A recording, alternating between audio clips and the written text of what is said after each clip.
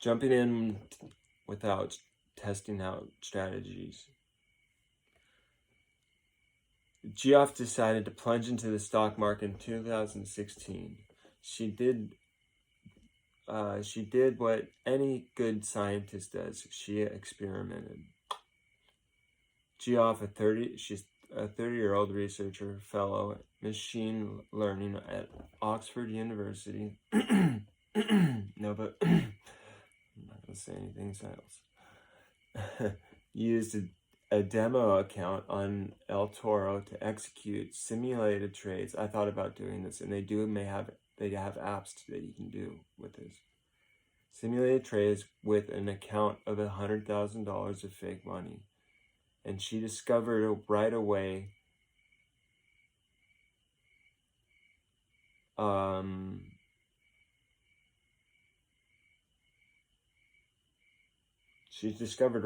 that trying to time the market and the trading of the positions every day was a bad idea. I was impatient, she said, and I didn't want to wait for things. So I started off looking at commodities, and I was so drawn to oil, which was quite volatile. And we're in 2016. She says from, her office or whatever. Using the account, I could do that without losing any real money. Smart woman. And I learned some hard lessons before I put in the real skin of actual money. Such a good idea. I gotta do that. So she loves looking for patterns and oceans of market data. And when the S&P, well, let's skip that part because I don't know what that is enough to tell you. Now here's the part. When she got a powerful signal that it was time to retreat, she's a conservative trader, so she took out 60% of what she had in her portfolio. Whatever that money was, say she took out $1,000, she took out $600 and left $400 in there. And missed the highs of January and had a peace of mind, she said. And then she went back in, and two of the biggest holdings in her 60 stock portfolio are MasterCard and IBM. She's up to 20% this year. Next guy is a hype stock. I'll try to get this a little bit faster. This is a young guy. He dropped out of school at 14 and got into virtual playing video games of eSports, which is a digital warrior space some game, and he lives in England, and he became smitten in Bitcoin, which is like back in the day, maybe like, I don't know, not even that long ago, 5 years ago. Not back in the day, what am I saying? These guys made a ton of money off of this stuff. Off of Bitcoin and other cryptocurrencies. I don't know enough about that, as well as solar energy stocks, which is a good idea. And then he would live stream his trades and observations on a TV show. And in 2008, his digital coin popped, and his portfolio fell 54%. And he learned a painful lesson in the dangers of the hype of, doing whatever he was doing, what I was saying. Bitcoin, messing around with Bitcoin currency is sketchy. Super sketchy. It's a lot of money too. These days he's 32 and he's far less racy.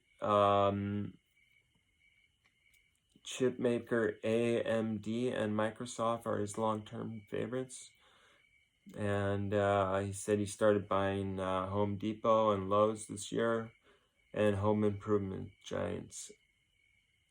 Those are the big home improvement giants. Just giving you ideas about areas you can research in.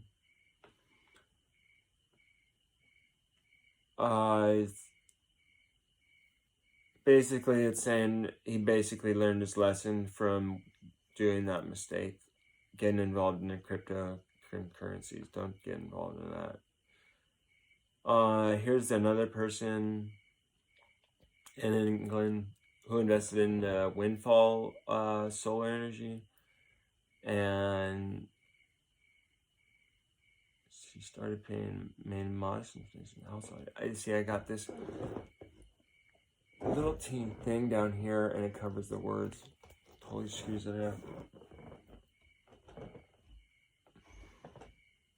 But I want to figure out where the best part is.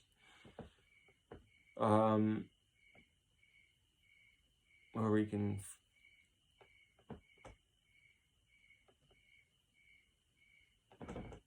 Here's one. Okay. Never invest money that you're going to need for big ticket items in the future, like a house or a college tuition. All right. If you have that stuff going on, that takes primary over what I'm doing or what we're talking about. Okay. If you really want to play it safe and be smart about it and learn from these people's mistakes.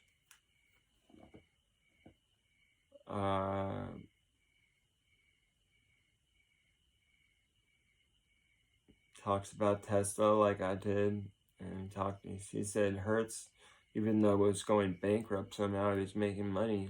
And I saw Hertz, it was like $6, but somehow he must have had a lot of shares or something. I don't know.